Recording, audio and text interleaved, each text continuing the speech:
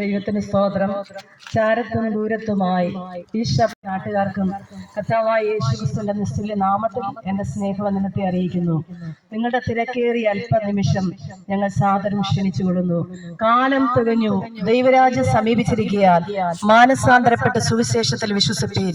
സുവിശേഷം എന്നതോ ദാവീദിന്റെ സന്തതിയായി ജനിച്ച് മരിച്ച് അടക്കപ്പെട്ട് ഉയർത്തെഴുന്നേറ്റ യേശുക്രിസ്തുവിനെ ഓർത്തുകൊള്ളുക. അതാകുന്നു ഞങ്ങളുടെ സുവിശേഷം. ഈ നൂറ്റാണ്ടിന്റെ അവസാന കാലഘട്ടത്തിലായിരിക്കുന്ന മാനവരാശിയുടെ മാനസിക പ്രശ്നങ്ങൾക്ക് പരിഹാരം കണ്ടെത്തുവാൻ ആർക്കും കഴിയുകയില്ല.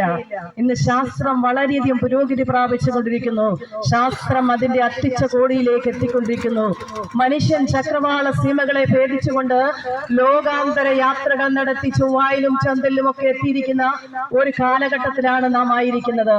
എന്നാൽ ഇത്രമാത്രം ധാർമ്മികമായി അധപ്പതിച്ച ഒരു കാലഘട്ടമുണ്ടോ എന്ന് തോന്നിപ്പോകത്തക്കരകത്തിൽ അക്രമങ്ങളും കൊലപാതകങ്ങളും വർദ്ധിച്ചുകൊണ്ടിരിക്കുന്നു. കാട്ടുമൃഗങ്ങൾ പോലും ചെയ്യാത്ത വിധം പാപസ്വഭാവങ്ങൾക്ക് മനുഷ്യൻ അടിമയായിക്കൊണ്ടിരിക്കുന്നു. എന്തുകൊണ്ടാണ്? ഈ മനുഷ്യന്റെ മനസ്സിന് മാറ്റമാണ് ആവശ്യമായിരിക്കുന്നത്. അവൻ പാപത്തിന്റെ സ്വഭാവമാണ് അവനെ ഈ നിലയിലേക്ക് എത്തിക്കുവാനായിട്ട് ഇടയായിട്ടുന്നത്. മനുഷ്യന്റെ മനസ്സിനാണ് മാറ്റം വരുവാൻ ഇടയാകേണ്ടത്. ദൈവത്തിന്റെ വചനത്തിൽ ഇങ്ങനെ പറയുന്നു, എന്നാൽ അറിയായ്മയുടെ കാലങ്ങളെ ലക്ഷ്യമാക്കാതെ ഇപ്പോൾ എല്ലായിടത്തും എല്ലാവരും മാനസാന്തരപ്പെടണമെന്ന് ദൈവം മനുഷ്യരോട് കൽപ്പിക്കുന്നു. ഇത് ദൈവത്തിന്റെ കൽപ്പനയാണ് മാനസാന്തരം എന്ന് പറയുന്നത്. ദൈവത്തിന്റെ വചനത്തിൽ ഇങ്ങനെ പറയുന്നു, അല്ലല്ല മാനസാന്തരപ്പെടാഞ്ഞാൽ അങ്ങനെ തന്നെ നീ നശിച്ചു പോകുമെന്ന്. ഇത് മതമാറ്റമല്ല, മനുഷ്യന്റെ മനസ്സിനാണ് മാറ്റം വരുത്തേണ്ടത്. അങ്ങനെയെങ്കിൽ എന്താണ് മാനസാന്തരം? ദുഷ്ടൻ തന്റെ വഴികളെയും നീതികെട്ടവൻ തന്റെ വിചാരങ്ങളെയും ഉപേക്ഷിച്ച് യഹോവയെങ്കിലേക്ക് തിരിയട്ടെ. അതാണ് മാനസാന്തരം എന്ന് പറയുന്നത്. ഇത് എവിടെയാണ് നടക്കേണ്ടത്? ഇത് ഹൃദയത്തിലാണ് നടക്കേണ്ടത്. അങ്ങനെയെങ്കിൽ ഈ ഹൃദയത്തെ കുറിച്ച് ദൈവത്തിന്റെ വചനം ഇങ്ങനെ പറയുന്നു, ഭൂമിയിൽ മനുഷ്യന്റെ ദുഷ്ടത വലിയതെന്നും അവന്റെ ഹൃദയ വിചാരങ്ങളുടെ നിരൂപണങ്ങളൊക്കെ എപ്പോഴും ദോഷമുള്ളതെന്ന് യഹോവ കണ്ടു. ഹല്ലേലൂയ. മനുഷ്യന്റെ ഹൃദയത്തെ കുറിച്ച് ദൈവത്തിന്റെ വചനത്തിൽ ഇങ്ങനെ പറയുന്നു, മനുഷ്യന്റെ ഹൃദയത്തിൽ കപടമുണ്ട്, പരസംഗമുണ്ട്, മോഷണമുണ്ട്, കൊലപാതകമുണ്ട്. ഇതെല്ലാം കൊണ്ടാണ് ഒരു മനുഷ്യൻ നടക്കുന്നത്. ഇത് 1000 വർഷങ്ങൾക്ക് മുമ്പ് സഭാപ്രസംഗി പുസ്തകത്തിൽ ഇങ്ങനെ പറയുന്നു, മനുഷ്യന്റെ ഹൃദയത്തിൽ ഭ്രാന്തുണ്ട് എന്ന്. ഈ 2025 തുടക്കം മുതൽ ആ കൊലപാതകങ്ങളുടെ ഒരു പരമ്പര തന്നെ നമുക്ക് കാണുവാൻ കഴിയും. പിതാവ് മകനെ കൊല്ലുന്നു, മകൻ പിതാവിനെ കൊല്ലുന്നു, ഭാര്യ ഭർത്താവിനെ കൊല്ലുന്നു, ഭർത്താവ് ഭാര്യയെ കൊല്ലുന്നു. ആ നാടിനെ നടുക്കിയ നെയ്യാറ്റിൻകരയില് ഒരു കുടുംബത്തിലെ 5 പേരെ 8 മണിക്കൂറിനകത്ത് വെച്ച് അതിദാരുണമാം വിധം കൊലപ്പെടുത്തിയ ഒരു ചെറുപ്പക്കാരന്റെ ആ വാർത്ത നാം കേട്ടതാ. അതുപോലെ തന്നെ വെള്ളറയില് സ്വന്തം പിതാവിനെ കൊലപ്പെടുത്തിയ ഒരു ചെറുപ്പക്കാരൻ, വിദ്യാഭ്യാസത്തിന്റെ കുറവല്ല, MBBS പഠിച്ചുകൊണ്ടിരിക്കുന്ന ഒരു ചെറുപ്പക്കാരനാണ് സ്വന്തം പിതാവിനെ കൊലപ്പെടുത്തുവാനിടയായി തന്നത്. ഇതുപോലെ എത്രയോ ദാരുണമാവിധം കൊലപാതകങ്ങളും അക്രമങ്ങളും വർദ്ധിച്ചുകൊണ്ടിരിക്കുന്നു. അതുപോലെ തന്നെ പീഡനങ്ങൾ. 6 വയസ്സുകാരി ആലുവയില് 6 വയസ്സുകാരി പെൺകുട്ടിയെ പിഞ്ചു ബാലികയെ അതിക്രൂരമാവിധം പീഡനത്തിന് ഇരയാക്കിയിട്ട് വേസ്റ്റിലേക്ക് വലിച്ചെറിയപ്പെട്ട അനുഭവം നാം കേട്ടതാ. അതുപോലെ തന്നെ വർഷങ്ങൾക്ക് മുമ്പ് ഗോവിന്ദസ്വാമിയുടെ കൈകളിൽ ഞെരിഞ്ഞമർന്ന സൗമ്യ എന്ന പെൺകുട്ടി ആ മാതാവ് ഇങ്ങനെ നിലവിളിക്കുന്നു, ഒരമ്മമാർക്കും ഇത് ഭവിക്കരുതേ എന്ന് ആ അമ്മ തേങ്ങുമ്പോൾ എന്ത് ദൈവത്തിന്റെ സ്വന്തം നാടെന്നറിയപ്പെടുന്ന ഈ കേരളത്തിന് സംഭവിക്കുന്നത് മനുഷ്യന്റെ പാപമാണ്. ചരിത്രത്തിൽ ഇന്ന് വരെ കേൾക്കുവാൻ കഴിയാത്ത മദ്യവും മയക്കുമരുന്നിന്റെയും വർധനവ് യുവതലമുറകളിൽ വർദ്ധിച്ചുകൊണ്ടിരിക്കുന്നു. ലോൺ എടുത്തുമൊക്കെ മാതാപിതാക്കൾ മകന്റെ നല്ല ഭാവിക്ക് വേണ്ടി വിദേശ രാജ്യങ്ങൾ പഠിക്കുവാനായിട്ട് കടത്തിവിടും. എന്നാൽ അവിടെ ചെന്നിട്ട് മയക്കുമരുന്നിനും മദ്യത്തിനും അടിമയായി ജീവിക്കുന്ന അനുഭവങ്ങൾ നാം കഴിഞ്ഞ ദിവസം കേട്ടില്ലേ? കൊച്ചിയില് മുൻ കൗൺസിലറായിരുന്ന ഗ്രേസി ജോസഫിനെ സ്വന്തം മകൻ കുത്തി പരിക്കേൽപ്പിക്കുവാനിടയായി തീർന്നു. 10 മാസം ചുമന്ന് നൊന്ത് പ്രസവിച്ച ആ അമ്മയെ കുത്തി പരിക്കേൽപ്പിക്കുവാൻ ആ മകനിൽ പ്രയോജിതമായത് മദ്യവും മയക്കുമരുന്നുമാണ്.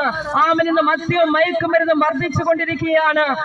ഈ പാപ സ്വഭാവത്തിൽ നിന്ന് ഒരു മടങ്ങിവരവ് ആവശ്യമാണ്. ദൈവത്തിന്റെ വചനത്തിൽ ഇങ്ങനെ പറയുന്നു, കർത്താവായ യേശു ക്രിസ്തു മനുഷ്യന്റെ പാപത്തിന്റെ പരിഹാരത്തിനായി കാൽവരിയുടെ കുലക്കണത്ത് എനിക്കും നിങ്ങൾക്ക് വേണ്ടി മരിക്കുവാനായിട്ട് ഇടയായി തന്നു.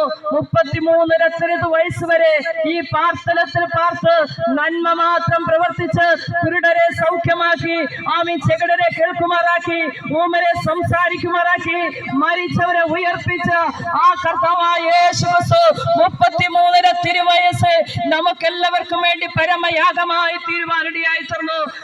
ഈ മാനവരാശിയുടെ മുഴുവൻ പാപഭാരവുമായി ഗെത്സമന തോട്ടത്തിൽ വെച്ച് കർത്താവായ യേശു ക്രിസ്തു പ്രാർത്ഥിക്കുവാനിടയായി തീർന്നു. യേശുവിന്റെ വിയർപ്പ് തുള്ളികൾ രക്തത്തുള്ളികളായി ഒഴുകുവാനിടയായി തീർന്നു. 3 കോടതികൾ 5 പ്രാവശ്യം വിസ്തരിച്ചിട്ട് പാപത്തെ ബോധ്യപ്പെടുത്തുവാൻ കഴിഞ്ഞില്ല. അങ്ങനെ കുറ്റവാളിയല്ലാത്ത ആരെയും ഇന്ന് വരെ ക്രൂശിച്ചിട്ടില്ല. എന്നാൽ എന്റെ യേശുവിനെ ക്രൂശിപ്പാൻ ഏൽപ്പിച്ചു. 1 കുറയെ 39 അടി പ്രാവശ്യം യേശുവിനെ അടിക്കുവാനിടയായി തീർന്നു.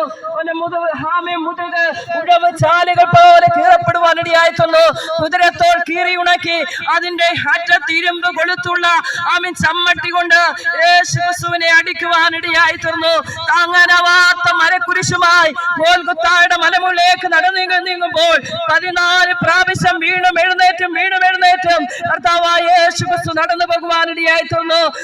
യേശുക്രിസ്തുവിന്റെ കല്ലറയ്ക്ക് 16 പട്ടാളക്കാരെ കാവൽ നിർത്തി.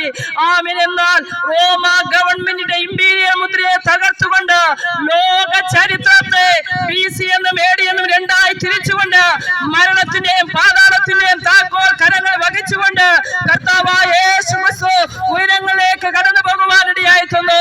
അനേക മത നേതാക്കന്മാരുടെ കല്ലറകൾ അടഞ്ഞു കിടക്കുമ്പോൾ യേശുവിന്റെ കല്ലറകൾ വിളിച്ചു പറയുന്ന ഒരു സത്യമുണ്ട്, അവൻ ഇവിടെ ഇല്ല. ഹല്ലേലൂയ. എന്നാൽ ഹല്ലേലൂയ, കർത്താവായ യേശു ക്രിസ്തു രണ്ടാമത് മടങ്ങി വരുവാനിടയായി തീരും. തന്റെ വിശുദ്ധന്മാരെ ചേർക്കുവാൻ കർത്താവായ യേശു ക്രിസ്തു മടങ്ങി വരും. ഇന്ന് പകൽക്കാലം എന്നെ കേൾക്കുന്ന പ്രിയമുള്ളവരെ, നിങ്ങൾ ഇന്ന് മരിച്ചാൽ നിങ്ങളുടെ നിത്യത എവിടെ ചെലവഴിക്കുവാനിടയായി തീരും. സകല ജഡവും പുല്ലുപോലെയും അതിന്റെ ഭംഗിയെല്ലാം പൂ പോലെയും എന്ന് വചനം പറയുന്നു. ഭക്തൻ മരിക്കും, അഭക്തൻ മരിക്കും, ധനവാൻ മരിക്കും, ദരിദ്രൻ മരിക്കും. എല്ലാവർക്കും ഒരു മരണമുണ്ട്. ഹല്ലേലൂയ. ബ്രിട്ടനിലെ രാജകുമാരിയായിരുന്ന ഡയാന ലോകത്തുനിന്ന് മാറ്റപ്പെടുവാനിടയായിരുന്നു. 127 സംസ്ഥാനം അടക്കി ഭരിച്ച അഗസ്തോസ് രാജാവ് ലോകത്തുനിന്ന് മാറ്റപ്പെടുവാനിടയായിരുന്നു. ലോകത്തെ രാജ്യങ്ങളെ പിടിച്ചടക്കിയ അലക്സാണ്ടർ ചക്രവർത്തി ലോകത്തുനിന്ന് മാറ്റപ്പെടുവാനിടയായിരുന്നു. സമുദ്രത്തെ നോക്കി അദ്ദേഹം ഇങ്ങനെ പറഞ്ഞു, ഹേ സമുദ്രമേ, നീയും ഒരു കരയായിരുന്നുവെങ്കിൽ നിന്നെ ഞാൻ പിടിച്ചടക്കുമായിരുന്നു എന്ന് പറഞ്ഞ അലക്സാണ്ടർ ചക്രവർത്തി മരിച്ചപ്പോൾ അദ്ദേഹം ഇങ്ങനെ പറഞ്ഞു, എന്റെ 2 കൈകളും ശവപ്പെട്ടിയുടെ പുറത്തേക്ക് ഇടണമെന്ന്. എന്തുകൊണ്ടാ? താൻ ഒന്നുമില്ലാത്തവനായി കടന്നു പോകുവാനിടയായിരുന്നു.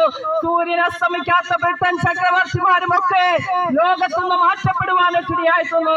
സമർത്ഥനായ സീസറും പ്രസിദ്ധനായ ഗോപുരം സമത്വമറ്റ സോളമനും ഒക്കെ ലോകം വിട്ട് കടന്നു പോകുവാനിടയായിരുന്നു.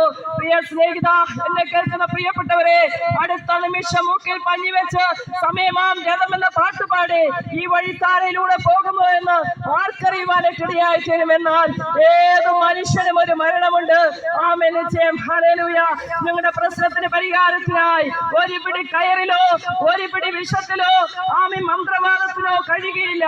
നിങ്ങളുടെ പ്രശ്നത്തിന് പരിഹാരകൻ സർവശക്തനായ യേശു ക്രിസ്തുവിൽ കൂടെ അവന്റെ രക്തം സകല പാപവും നോക്കി നമ്മെ ശുദ്ധീകരിക്കുന്ന രക്തമാ.